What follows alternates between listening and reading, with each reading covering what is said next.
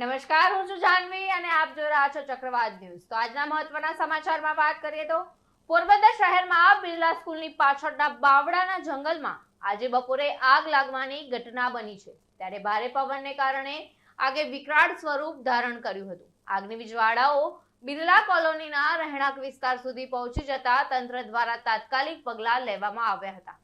બિરલા કોલોનીના રહીશોને સલામત સ્થળે ખસેડવામાં આવ્યા હતા।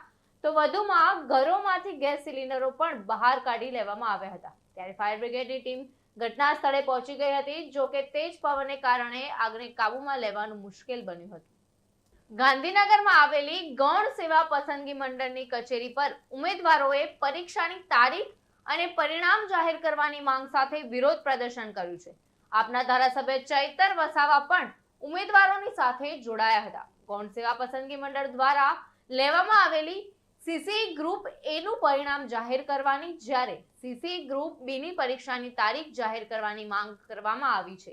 એક મહિના પહેલા ગ્રુપ એ ની પરીક્ષા લેવામાં આવી હતી।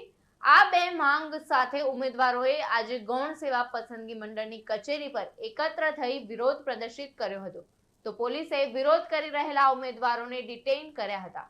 માણસા નગરપાલિકામાં ભાજપે 28 બેઠકોમાંથી 27 બેઠકો જીતીને ભવ્ય વિજય મેળવ્યો છે। જેમાં પ્રમુખ પદે જ્યોત્સનાબેન વાઘેલા અને ઉપપ્રમુખ પદે બાબુજી ઠાકોરની વરણી કરાઈ છે। 40 વર્ષીય જ્યોત્સનાબેને પીટીસી નર્સિંગનો અભ્યાસ કર્યો છે।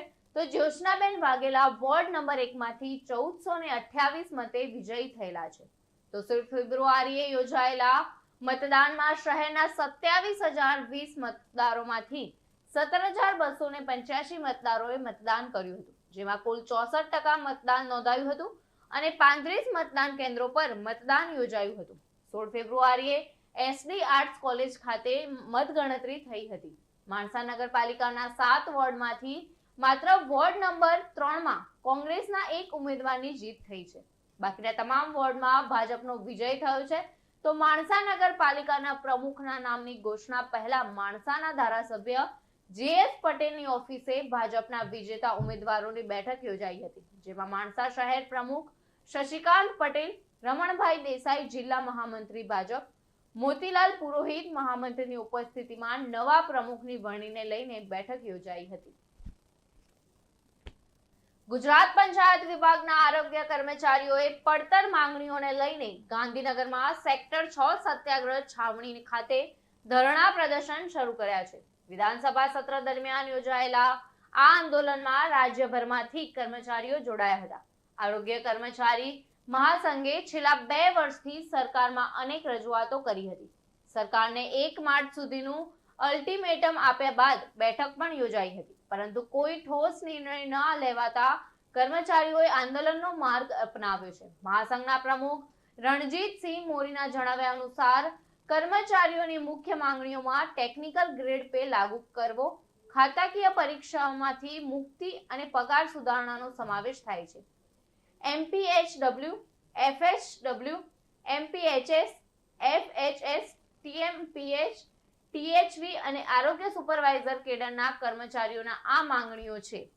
કોરોના કાળમાં વોરિયર્સ તરીકે કામ કરનારા આ કર્મચારીઓને 130 દિવસનો પગાર મળ્યો છે। ટેકનિકલ અહેવાલ આપ્યા છતાં નિર્ણય વિલંબિત થઈ રહ્યો છે। તો જો 10 દિવસમાં જ કોઈ નિર્ણય નહીં આવે તો અચોક્કસ મુદતની હડતાલ પર જવાની ચીમકી આપવામાં આવી છે। ત્યારે ગાંધીનગર જિલ્લામાંથી જ 300 થી વધુ કર્મચારીઓ માસ સીએલ લઈને આંદોલનમાં જોડાયા છે। મંડળ હવે જિલ્લાઓમાં બેઠકો યોજી આગામી આંદોલનની રણનીતિ નક્કી કરશે। પાટણ જિલ્લાના હારીજ તાલુકાના કાઠી ગામના 2 યુવકોએ મોટરસાયકલ પર જોખમી સ્ટન્ટ કરીને સોશિયલ મીડિયા પર વિડીયો અપલોડ કર્યો હતો। આ વિડીયો સોશિયલ મીડિયામાં વાયરલ થતા જ પોલીસે તપાસ શરૂ કરી હતી। લોકમ ક્રાઇમ બ્રાન્ચ એલસીબીની ટીમે તપાસ દરમિયાન આ બંને યુવકોને ઝડપી પાડ્યા હતા। પોલીસે તેમને જોખમી સ્ટન્ટ કરવાના પરિણામો અને કાયદાકીય જોગવાઈઓ વિશે સમજાવ્યું હતું। તો યુવકોએ પોતાની ભૂલ સ્વીકારી છે અને હવે તેઓ અન્ય યુવાનોને પણ આવા જોખમી સ્ટન્ટ ન કરવા માટે જાગૃત કરી રહ્યા છે। તો પોલીસની કામગીરીથી યુવકોમાં કાયદા પ્રત્યે જાગૃતિ આવી છે। વિસનગર એસટી ડેપોમાં અકસ્માત થશે તો કોણ જવાબદાર? મહેસાણા જિલ્લાના વિસનગર શહેરના મુખ્ય એવા એસટી બસ સ્ટેશનમાં પેસેન્જર ભરવા માટે વહેલી સવારથી જ રિક્ષા ચાલકો રીતસરની હરીફાઈ લગાવતા હોય તેવા દ્રશ્યો જોવા મળ્યા હતા। ત્યારે આ દરમિયાન આ એસટી ડેપો ઉપર આવન જાવન કરતી એસટી બસોને નડતરરૂપ બનતી હોય છે। જો કે આ બાબતે વિસનગર એસટી બસ સ્ટેશનના અધિકારીઓ કે કર્મચારીઓ આંખ આડા કાન કરી રહ્યા છે તેવી ચર્ચા ડ્રાઈવર અને કંડક્ટર કરી રહ્યા છે। આ રીતે ગેરકાયદેસર રીતે દોડતી અને પાર્કિંગ કરવામાં આવતી રિક્ષાઓના કારણે એસટી બસના ડ્રાઈવરોમાં ફરિયાદ ઉઠવા પામી છે કે છેક બસ સ્ટેશનની અંદર દોડતી અને પાર્કિંગ કરવામાં આવી રહેલી રિક્ષાઓના કારણે અકસ્માત થવાની શક્યતા રહે છે। તો શું ડેપો મેનેજર આ બાબતે કોઈ કાર્યવાહી કરશે ખરા? પ્રકાશ સોની સાથે ચક્રવાત ન્યૂઝ, વિસનગર। વલસાડના સરણ વિસ્તારમાં આવેલી પેપર ટ્રી નામની મિલમાં વહેલી સવારે મોટી આગ લાગી હતી। આગની જાણ થતાં જ વલસાડ ફાયર બ્રિગેડની ટીમ તાત્કાલિક ઘટના સ્થળે પહોંચી ગઈ હતી। કંપનીનો મોટો એવો ભાગ આગની લપેટમાં આવી ગયો હતો। તો આગનું વિકરાળ સ્વરૂપ જોતા આસપાસના વિસ્તારમાંથી વધુ ફાયર ફાઇટર્સને બોલાવવામાં આવ્યા હતા। તો કુલ 5 થી વધુ ફાયર બ્રિગેડની ટીમોએ કલાકોની જહેમત બાદ આગ પર કાબુ મેળવ્યો હતો। સદનસીબે આ ઘટનામાં કોઈ જાનહાનિ થઈ ન હતી। જો કે આગ લાગવાનું ચોક્કસ કારણ હજુ સુધી જાણી શકાયું નથી। આગથી થયેલા નુકસાનનો આંકડો પણ હજુ સામે આવ્યો નથી। ખેરાલુ નગરપાલિકાની પ્રમુખ સહિતની ચૂંટણી પ્રાંત અધિકારી ડોક્ટર અમિત ચૌધરીના અધ્યક્ષસ્થાને યોજાઈ હતી। મહેસાણા જિલ્લા ભાજપ મહામંત્રી જેએફ ચૌધરીએ મેન્ડેટ રજૂ કર્યું હતું। તો નગરપાલિકામાં ભાજપની બહુમતી થતા પ્રમુખ, ઉપપ્રમુખ અને કારોબારી સમિતિના ચેરમેન નિમાયા હતા। જેમાં પ્રમુખ પદે મોહિની પંડ્યાનું નામ જાહેર કરાયું, જ્યારે ઉપપ્રમુખ પદે ગીતાબેન વિક્રમ ચૌધરીનું નામ જાહેર કરાયું અને કારોબારી સમિતિ ચેરમેન પદે રાજેન્દ્ર સથવારાની વરણી કરાઈ। જેમાં ખેરાલુ નગરપાલિકામાં 24 સભ્યો પૈકી ભાજપના 13 અને 4 અપક્ષોનું સમર્થન મળ્યું હતું। ચૂંટણી સમયે ભાજપના અને કોંગ્રેસના આગેવાનો મોટી સંખ્યામાં ઉપસ્થિત રહ્યા હતા। તો ખેરાલુ પીઆઈ પીડી દરજી અને સ્ટાફ દ્વારા ચુસ્ત બંદોબસ્ત ગોઠવી દેવામાં આવ્યો હતો। હું સૌપ્રથમ ભારતીય જનતા પાર્ટીનો ખૂબ ખૂબ આભાર માનું છું અને આપણા ખેરાલુના ધારાસભ્ય શ્રી સરદારભાઈનો પણ હું આભાર માનું છું અને હું ખેરાલુની તથા મહેસાણાની ટીમને પણ ભારતીય જનતા પાર્ટીની ટીમનો પણ આભાર માનું છું, જે ડગલે ને પગલે અમને સહયોગી થયો। વસીમ મંસૂરી સાથે ચક્રવાત ન્યૂઝ, મહેસાણા। રાજકોટ જિલ્લાનું ઉપલેટામાં એકમાત્ર મહિલાઓને પ્રથમ પ્રાધાન્ય આપવામાં આવ્યું હતું। પ્રમુખ, ઉપપ્રમુખ તેમજ કારોબારી ચેરમેન તરીકે મહિલાઓની પસંદગી કરવામાં આવી। ઉપલેટા નગરપાલિકા પ્રમુખ તરીકે વર્ષાબેન ભૂપતભાઈ ગજેરા, જ્યારે ઉપપ્રમુખ તરીકે જિજ્ઞાબેન વાસની વરણી થઈ। કારોબારી ચેરમેન તરીકે મિત્તલબેન સુવાન નિમાયા હતા।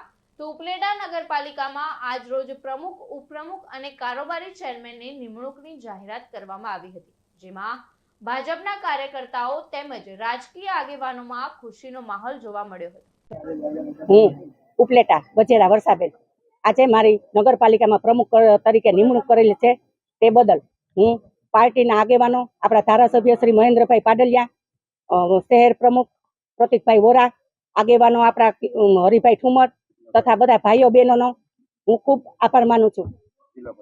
જિલ્લા ભાજપ પ્રમુખ તેનો અલ્પેશભાઈ ઢોલરિયાનો, મહામંત્રી રવિભાઈ નો પણ હું ખૂબ ખૂબ આભાર માનું છું। હું જિજ્ઞાબેન જિગ્નેશભાઈ વ્યાસ આજ નગરપાલિકામાં મારી ઉપપ્રમુખ તરીકે વરણી કરવામાં આવી છે, તે બદલ હું તમામ સંગઠનના અને તમામ સભ્યોનો આભાર માનું છું અને તમામ કામ અમે સાથે રહીને બધા સભ્યો સાથે રહીને કરીશું એવી હું જવાબદારી આપું છું। ઉપલેટા નગરપાલિકાની પ્રમુખ, ઉપપ્રમુખની ચૂંટણીમાં ભારતીય જનતા પાર્ટીએ મેન્ડેટ જે આપેલ વર્ષાબેન ગજેરા પ્રમુખ તરીકે અને જિજ્ઞાબેન વ્યાસ ઉપપ્રમુખ તરીકે, તે તમામ ભારતીય જનતા પાર્ટીના 27 નગરપાલિકાના સભ્યોએ બહુમતીથી, સર્વસંમતિથી ચૂંટીને મોકલેલ છે। આ તક અને આ ઉપલેટા નગરપાલિકાનો ભારતીય જનતા પાર્ટીના નેજા હેઠળ વિકાસના